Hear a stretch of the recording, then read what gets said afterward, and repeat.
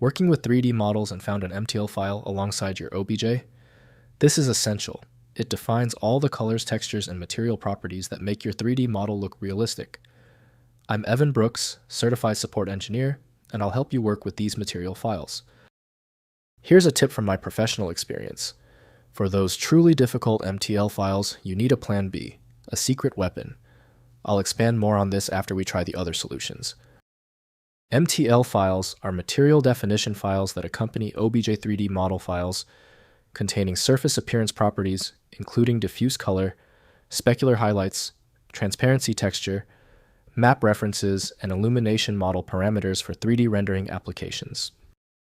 Wavefront MTL material files use plain text format, storing name material definitions with K ambient KD diffuse and K specular color values, N's shininess, D transparency, map KD diffuse texture, and other texture map references using relative file paths to image files.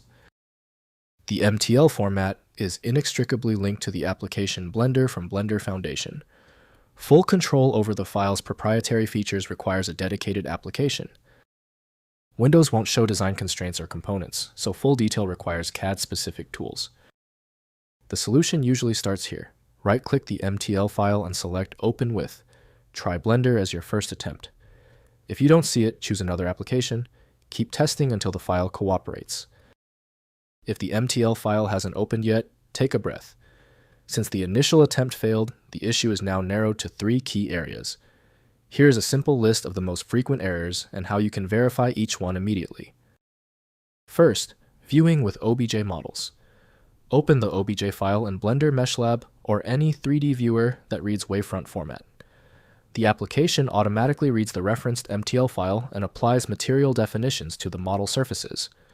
Ensure the MTL file is in the same directory as the OBJ file for automatic association. Next, editing material properties. Open the MTL file in any text editor to modify material colors and texture references. Adjust RGB color values for diffuse, specular, and ambient properties.